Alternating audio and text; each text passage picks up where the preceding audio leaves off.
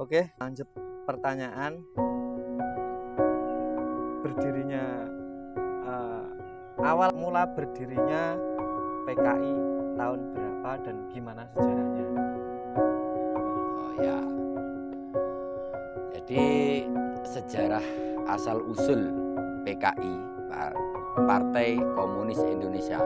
PKI itu artinya begitu, Partai Komunis Indonesia, bukan Perkumpulan Kiai Indonesia, bukan. Partai Komunis Indonesia. Nah, sejarah asal usul PKI. Kali ini kita mengambil dari referensi dari buku SNI Sejarah Nasional Indonesia jilid 5 halaman 356 sampai 366, jadi 10 halaman. Nah, dari buku SNI ini, jilid 5 ini, kita dapat mengetahui asal-usul Partai Komunis Indonesia itu dari seorang Sneflit. Nah, Sneflit itu nama orang, nama seorang pria yang berasal dari Belanda. Nah, di sana ada kelompok buruh di Belanda itu. Nah, kelompok buruh dan ada yang mengorganisir para buruh di Belanda dengan paham-paham buruh itu. Nah, kelompok yang mengorganisir buruh di Belanda ini berpijak pada konsep Marxisme. Faham Marxisme ini dianut oleh Sneflit, dibawa masuk ke Indonesia. Sesampainya di Indonesia, ini Sneflit ini awal mulanya berhenti di Batavia, kemudian geser-geser sampai di Semarang. Di Semarang ini si Sneflit ini mengembangkan gagasan atau konsep Marxisme itu karena di Semarang ada komunitas buruh. Karena Semarang itu kota pelabuhan. Di sana ada pabrik, ada pegunungan-pegunungan juga, ada pelabuhan. Banyak kaum buruh di Semarang itu. Sehingga faham dan kebiasaan Sneflit yang di Belanda itu di Semarang ini menemukan tumbuh ketemu tutupe. Ya. Tumbuh ketemu tutupe. Istilahnya begitu. Jadi gathuk. Sneflit punya fahamnya, punya konsepnya, sementara di Semarang ada realitasnya. Jadi cocok. Itu di halaman 356.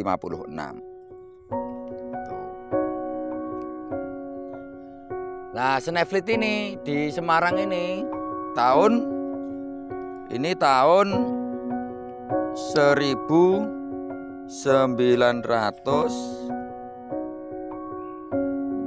1914. Tadi kejadiannya 1914 di Semarang ini. Lah, Sneflit ini di Semarang mencoba mempengaruhi buruh dan membuat mengorganisir buruh sebagaimana di Belanda, hanya saja gagal. Sneflit ini gagal mungkin karena dia pendatang orang baru, sehingga kurang dipercaya, propagandanya kurang dipercaya begitu, sehingga di Semarang tahun 1914 ini tidak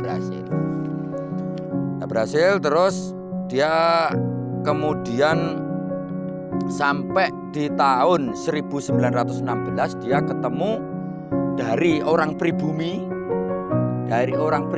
yang diajak diskusi itu. Jadi selama 2 tahun ya, diajak diskusi sama Sneflit, ini cocok, mampu memahami konsep Marxisme yang dibawa oleh Sneflit ini dengan baik. Dan orang ini juga dari kalangan orang-orang Semarang sendiri, namanya Semaun dan Darsono. Nah, ini mulai dari sinilah mengorganisir. Jadi ini paham Marxisme dan gerakannya Sneflit sama Semaun dan Darsono ini masih konsep mengelola buruh, bermaksud untuk menunaikan hak-hak buruh, yaitu buruh pelabuhan, buruh pabrik, buruh tani, buruh sawah, buruh rumah tangga, aneka buruh yang pada masa itu memang orang-orang pribumi itu, kaum buruh itu hak-haknya tidak ada yang ya hak-haknya itu banyak yang terabaikan. Nah, muncul 3 orang ini diorganisir sedemikian rupa sampai ini nanti jadi satu organisasi yang mengelola kaum buruh. Ini masih gerakan ekonomi, jadi ini masih gerakan sosial ekonomi, belum gerakan politik. Nah, terus kemudian sampai 1917 3 orang ini berhasil mendapatkan pengikut itu dari kaum buruh itu hanya sedikit. Meyakinkan kaum buruh di pesisir utara Semarang dan sekitarnya itu yang mau ikut organisasinya 3 orang ini sangat sedikit. Mereka berpikir gimana caranya supaya segera dapat massa banyak. Karena semakin banyak nanti dapat anggota buruh, maka nanti bisa mengganggu stabilitas ekonomi. Apabila misalnya dapat 10.000 buruh gitu ya, nah semuanya mogok kerja, kan otomatis pabrik-pabrik sama pertanian perekonomian kan jadi lumpuh. Oh iya. Nah, maksudnya begitu. Nah, kalau sudah mereka mogok, kemudian aktivitas perekonomian terganggu, nah nanti menuntut kepada pemerintah, dalam hal itu pada masa itu adalah pemerintahan Hindia Belanda, agar hak buruh ditunaikan, kayak demonstrasi gitu. Gerakannya masih begitu sampai 1917. Gerakan sosial ekonomi. Itu pasca yang memang orang Belanda sedang menguasai di sini. Ya. Pemerintahnya saat itu belum pemerintahan RI, itu pemerintahan Belanda, pemerintahan Hindia Belanda.